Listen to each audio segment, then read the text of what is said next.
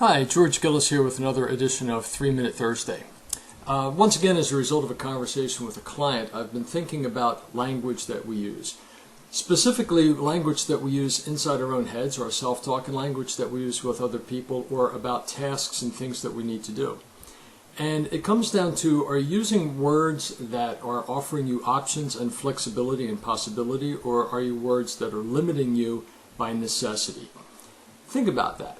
Do you say things like, I have to get out and exercise? I really ought to go to this networking meeting.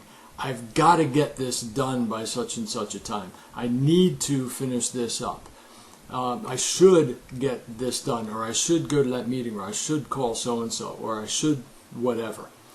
Words like have to, ought to, must, got to, need to, all these words really limit our flexibility and limit our possibilities.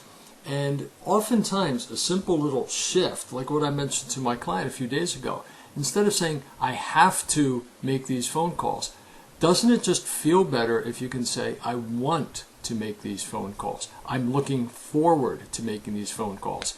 I desire to make these phone calls. Words that are a little bit more gentle, words that give us more flexibility and more possibility and openness as opposed to necessity and closed. It's either do or do not, live or die type of thing.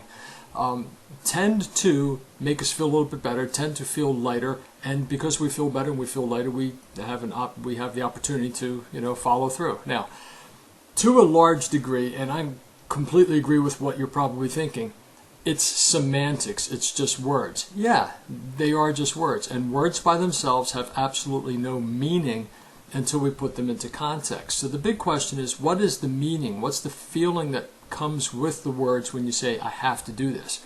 Because as with every rule, there's an exception. I thought about this morning when I was looking at Wendy. It was 42 degrees outside, it was foggy, and I said, I have to take you out for a walk. I have to take you out.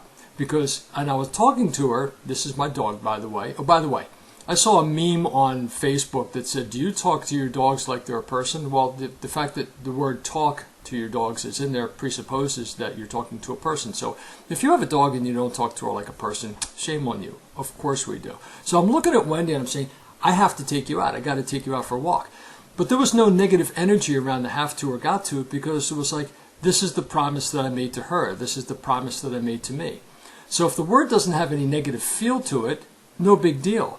But catch yourself next time with have to and ought to and need, and start saying want to, desire to, would like to instead.